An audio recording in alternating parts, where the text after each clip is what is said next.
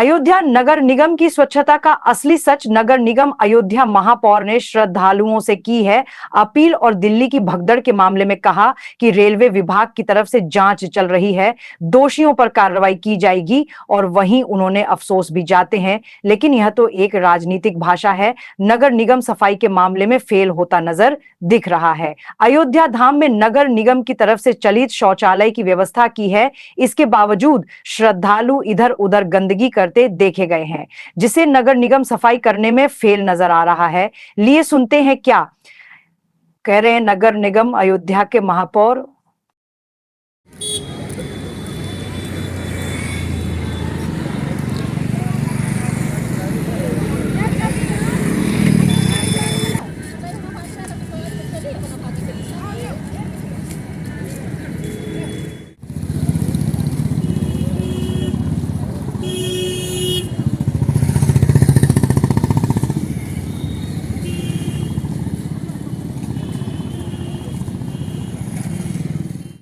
देखिए, नगर निगम यहाँ आने वाले श्रद्धालुओं के लिए और महानगर वासियों के सुविधा में कोई कसर नहीं छोड़ रहा है।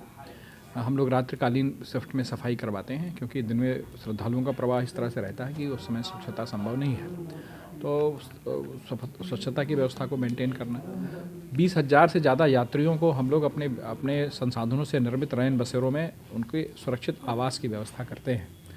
आप विश्वास नहीं करोगे, हमारी टीमें, हमारे गोल्फ कार्ट सब लोगों को ले जाकर रात्र में अगर कोई खुले में न सोने पाए अपने रैन बसेरों में उनको ले जाके हम लोग सुलाते हैं, जहाँ पर उनके सुरक्षित सोने की व्यवस्था रहती है, जिसमें हमें उन्हें गद्दा, चद्दर, ब्लैंकेट ये सारी चीज़ें प्रोवाइड करते हैं।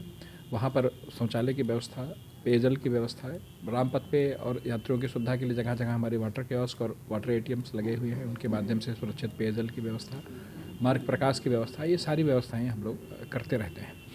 अयोध्या महानगर के जो निवासियों को जो असुविधा हो रही है, उस दृष्टिकोण से आज ही मेरी पुलिस प्रशासन से, यहाँ के वरिष्ठ पुलिस अधीक्षक से बैठक हुई है, जिसमें हम लोगों ने वहाँ पर दो तीन चीज़ों का निर्णय हुआ जिसको हम लोग लागू करने का प्रयास कर रहे हैं। पहला तो यह है कि जैसे शादी विवाह का समय है, तो जो लोग शादी विवाह जिनका शादी विवाह अयोध्या में है या उनका कार्यक्रम स्थल रामपथ से पश्चिमी साइड में है, और अगर कोई गोंडा बस्ती से उनकी बारात आ रही है, कुछ आ रहा है, तो अगर हम लोगों से संपर्क करेंगे तो उनके गाड़ियों को हम लोग सुरक्षित उनके कार्यक्रम स्थल तक ले जाने का भरपूर प्रयास करेंगे। और उनके लिए एक वैकल्पिक मार्ग भी सुझाया गया है कि वह गोंडा बस्ती से आने वाले लोग किसी भी तरह से इधर उदया फ्लाईओवर से अगर वो बंधा तिराहा के रास्ते पर जाते हैं, बंधे वाले रास्ते पर जाते हैं, तो उस रास्ते से उनको अंदर आने की सुविधा दी जाएगी और वह सुरक्षित अपने कार्यक्रम स्थल तक पहुंच जाएंगे। इसके लिए हम लोग नंबर भी जारी कर रहे हैं, और वो अपनी गाड़ियों का नंबर अगर हमें देंगे तो उनको वहां तक सुरक्षित पहुंचाया जाएगा।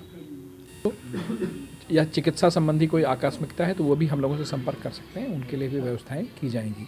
रामपथ पे चूँकि उसको डिवाइडर लगाकर इधर उधर जो कट है उनको बंद कर दिए हैं, लोग इधर से उधर नहीं जा सकते हैं।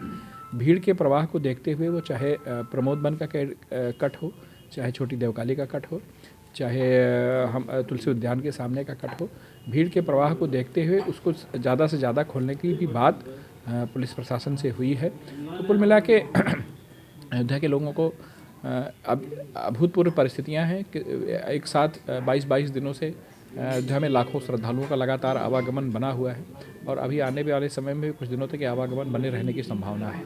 लेकिन उनके दैनिक जीवन में, उनकी पढ़ाई लिखाई में, उनकी दवाई में, उनके मांगलिक कार्यक्रमों में कितना भी कैसे उनको ज़्यादा से ज़्यादा सुविधा पहुंचाई जा सकती है, कैसे ज़्यादा से ज़्यादा उनको ज़्यादा अच्छी तरीके से किए जा सकते हैं, इसका पूरा प्रयास किया जा रहा है। और मैं व्यक्तिगत तौर पर भी किसी को अगर कोई असुविधा है तो हमसे संपर्क कर सकता है, उसके निदान की व्यवस्था हम लोग करेंगे। पूर्ण है, और रेलवे उसकी जांच कर रहा है, उनके कारणों के पीछे जा रहा है। और आप सभी से अपील है, इस आपके चैनलों के माध्यम से सभी से अपील है, भीड़ से बचें और संयम रखें। शासन प्रशासन, हम लोगों की आदरणीय मोदी जी की सरकार, हमारी योगी जी की सरकार, ये सब आपके लिए पर्याप्त व्यवस्थाएं करके रखी हैं। सबको स्नान सुलभ कराया जाएगा, लेकिन यह है कि थोड़ा सा व्यवहारिकता का और धैर्य का परिचय देते हुए अपने दर्शन और स्नान को संपन्न करें।